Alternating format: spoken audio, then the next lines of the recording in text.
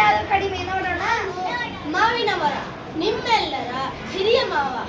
ನನ್ನ ಹಣ್ಣು ಎಷ್ಟು ರುಚಿಯಾಗಿದೆ. ನನ್ನ ಹಣ್ಣಿಗಾಗಿ ಎಲ್ಲರೂ ಮುಗಿಬೀಳುತ್ತಾರೆ. ಹಾಗಾಗಿ ನಾನೇ ಶ್ರೇಷ್ಠ. ನಾನು ನಿನ್ನ ಮಾತು ಒಪ್ಪೋದಿಲ್ಲ. ನಿನ್ನ ಒಂದು ಮಾವಿನ ಹಣ್ಣು ಒಬ್ಬರಿಗೂ ಹೊಟ್ಟೆ ತುಂಬಲಾದ ನನ್ನ ಒಂದು ಹಣ್ಣು 4, 5, 6 ಜನಕ್ಕೆ ಹೊಟ್ಟೆ ತುಂಬುತ್ತೆ. ಅದಕ್ಕಾಗಿ ನಾನೇ ಶ್ರೇಷ್ಠ. ಬಿಡು, ನಿನ್ನ ಹಣ್ಣು ಮುಟ್ಟಿದರೆ ಮುಳ್ಳು, ಅದನ್ನು ಬಿಡಿಸಲೊರಟರೆ ಕೈಯೆಲ್ಲ ಹಣ್ಣು.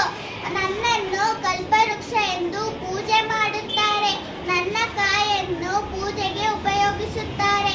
ನನ್ನ ಕೊಬ್ಬರಿಯನ್ನು ಎಣ್ಣೆಗೆ ತಯಾರಿಸುತ್ತಾರೆ. ನನ್ನ ಎಳನೀರನ್ನು ಕುಡಿಯಲು ಉಪಯೋಗಿಸುತ್ತಾರೆ. ಆದ್ದರಿಂದ ನಾನೇ ಶ್ರೇಷ್ಠ.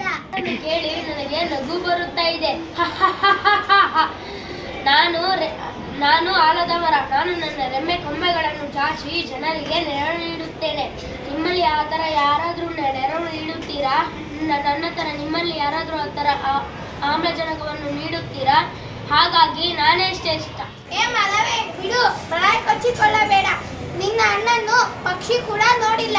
ನಿನ್ನ ಅಣ್ಣನ್ನು ಪಕ್ಷಿ ಕೂಡ ತಿಂದಿಲ್ಲ. ನನ್ನ ಬಾಳೆ ದಿಂಡಿನ ರಸ ಕುಡಿದಿದ್ದೀಯೇ, ನನ್ನ ಎಲೆಯ ಮೇಲಿನ ಊಟ ಮಾಡಿದ್ದೀಯೇ, ನನ್ನ ಮೋತೆಯ ಚಟ್ನಿ ತಿಂದಿದ್ದೀಯೇ. ನಾನು ವರ್ಷ ಪೂರ್ತಿ ಹಣ್ಣು ಬಿಡ್ತೇನೆ, ಅದರಲ್ಲಿ ನೀನೇ ಶ್ರೇಷ್ಠ ಎನ್ನುತ್ತೀಯಲ್ಲ. ಅಲ್ಲ ಅಲ್ಲ, ನಾನೇ ಶ್ರೇಷ್ಠ. ಅಕ್ಕಂದೀರೆ, ಅಣ್ಣಂದೀರೆ, ನಾನು ದಾಸವಾಳದ ಹೂವ. ನಮ್ಮಲ್ಲಿ ಯಾಕೆ ಜಗಳ ಹೇಳಿ? ನಮ್ಮಲ್ಲಿ ಯಾರು ಹೆಚ್ಚು ಇಲ್ಲ, ನಮ್ಮಲ್ಲಿ ಯಾರು ಕಡಿಮೆಯೂ ಇಲ್ಲ. ನಾವು ಜನರಿಗೆ ಉಪಯೋಗಕ್ಕೆ ಬರುತ್ತೇವೆ. ಅದಕ್ಕೆ ನಮ್ಮನ್ನು ಇಲ್ಲಿ ನೆಟ್ಟಿದ್ದಾರೆ. ಇಲ್ಲ ಎಂದರೆ ಕಾಡಿನ ಯಾವುದೋ ಮೂಲೆಯಲ್ಲಿ ನಮ್ಮನ್ನು ಇಡುತ್ತಿದ್ದರು. ನಮ್ಮ ಕರ್ತವ್ಯಗಳನ್ನು ನಾವು ಜನರಿಗೆ ಮಾಡುತ್ತಿದ್ದೇವೆ. ಅದಕ್ಕೆ ನಾವು ಸಮಾನರಾಗಿ ಬಾಳೋಣ. ನಾವು ನಿನ್ನ ಮಾತನ್ನು